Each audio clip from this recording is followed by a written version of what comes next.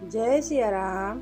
आज हम जानेंगे मकर संक्रांति के दिन सूर्य भगवान की पूजा कैसे करें, पूजन सामग्री में क्या क्या होगा, और साथ ही ये भी जानेंगे कि मकर संक्रांति के दिन अपने जीवन में सफलता पाने के लिए किन चीज़ों का दान करें। वीडियो के अंत तक बने रहें। चलिए वीडियो को शुरू करते हैं।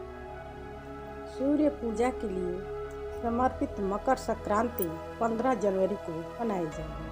उस दिन सुबह में ब्रह्म मुहूर्त में उठकर स्नान करने के बाद भगवान भास्कर की पूजा भी करते हैं और फिर अपनी क्षमता के अनुसार दान भी दिया जाता है। मकर संक्रांति पर स्नान, दान और पूजा की बहुत ही महत्व होता है। ऐसा करने से व्यक्ति के भाग्य भी मजबूत होते हैं और साथ ही सूर्यदेव जगत का प्रत्यक्ष देवता भी माने गए हैं और वे ग्रहों के राजा भी हैं।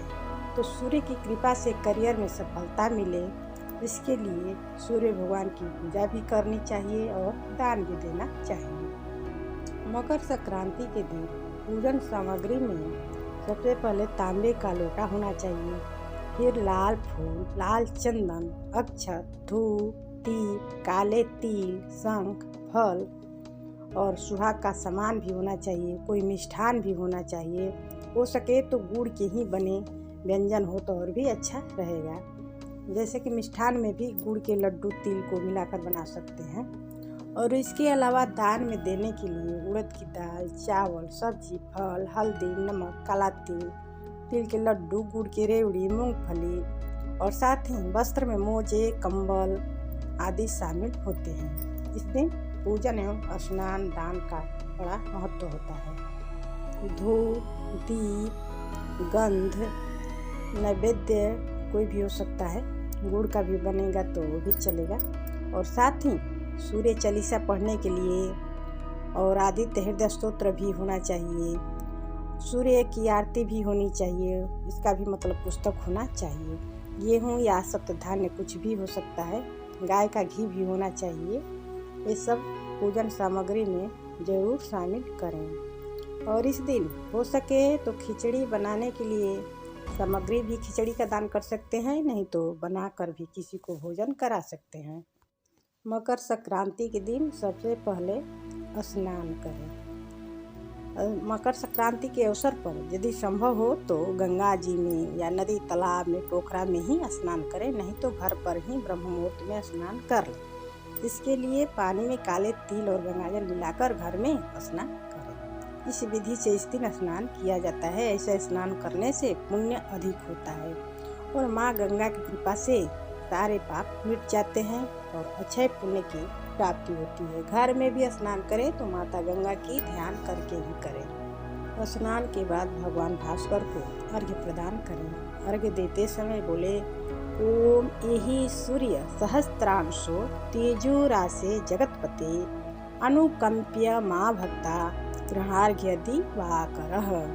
दूसरा मंत्र है ओम राम ह्रीं ह्रों सः सूर्याय नमः। इस मंत्र को बोलते हुए भी अर्घ्य दे सकते हैं। अर्घ्य देने के बाद गणेश जी का ध्यान करते हुए, अपने गुरु का ध्यान करते हुए, सूर्य भगवान की तस्वीर हो या मूर्ति हो, कुछ भी हो, तो उसका विधि विधान से षोडशोपचार या पंचोपचार अपने सामर्थ्य के अनुसार पूजन करें।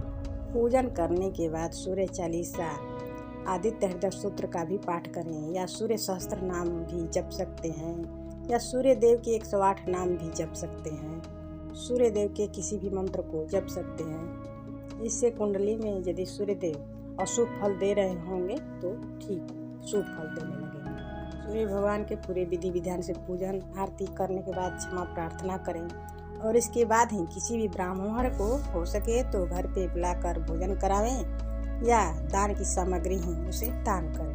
अपने सामर्थ्य के अनुसार ब्राह्मण देवता को दान करना चाहिए। उसके बाद किसी भी गरीब को भी दान करना चाहिए। इस दिन काले तिल को भी जल प्रवाह कर सकते हैं। इससे शनि जनित पीड़ा भी राहत मिलेगी। ऐसा दान करने से शनि देव की कृपा प्राप्त होगी। सूर्य पूजा के बाद अपने पितरों का भी तर्पण करना चाहिए। उसे के पूरे से जल गिराए ताकि वह आपके पितरों को प्राप्त हो। पितरों को स्मरण करके उनको तर्पण से तृप्त करें। फिर लोटे को जल से भर दें। उसके बाद उसमें लाल चंदन, लाल फूल और गुड़ डालकर सूर्य भगवान को भी जल देना चाहिए। यानी स्नान के तुरंत बाद अपने पितरों को पहले तर्पण कर लें, उसके बाद ही सूर्य देव को अर्घ दें। चाहे तो सूर्य पूजा से पहले भी पितृ तर्पण कर सकते हैं और चाहे तो सूर्य पूजा के बाद भी कर सकते हैं। मकर संक्रांति के दिन रिश्तों को मधुर बनाने के लिए रेवड़ियों का भी दान कर सकते हैं और बेजुबान पशु पक्षी को भी भोजन देना चाहिए। गाय को भी कुछ भी खिलाना चाहिए। आज पक्षियों को दाना डालें और गाय को भी हरी घास खिलाएं। गरीबों को कपड़ा बांटें, खासकर ऊनी कपड़े हो सके तो दान करें, इससे बहुत पुण्य होगा। घी का भी दान करने से भाग्य में वृद्धि, सफलता भी मिलता है और नमक का दान करने से संकटों से मुक्ति मिलती है। तो इस दिन दान का ही बहुत महत्व है। जो हो सके अपने सामर्थ्य के अनुसार दान करें। फिर हो सके तो पतंग भी उड़ाएं, क्योंकि ऐसा माना जाता है कि भगवान राम ने पतंग उड़ाई थी पहली बार तो इंद्रलोक में पतंग चला गया था। उसी दिन से ये परंपरा चली आ रही है। आज के लिए बस इतना ही। अगले वीडियो में फिर कोई नई जानकारी के साथ उपस्थित होंगे। तब तक के लिए जय श्री राम, धन्यवाद। प्लीज लाइक शेयर सब्सक्राइब जरूर करें।